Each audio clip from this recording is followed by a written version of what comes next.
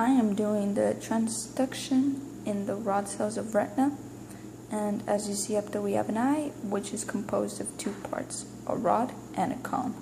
But for our purpose we will be just focusing on the rod today.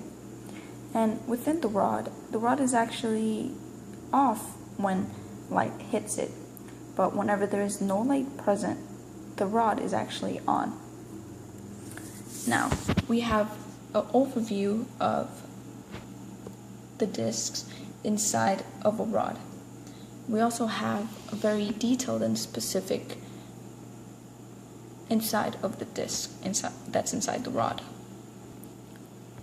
So when light hits this protein right here, it actually triggers rhodopsin to start working. And so when light hits it, light is also hitting a molecule called retinol. So when retinol is being hit by light directly, it actually triggers alpha, beta, and yamin, which are subunits of the molecule called transduction, to break off. Once these transducin break off, they actually go to a very different part of the disc, which you see the little line right here in between. They actually go right there and they combine with a molecule named PDE. And so what PDE does is that it basically converts cGMP into just regular GMP. GMP is very important in this process because at the same time we have sodium channels being activated to get sodium into the cell.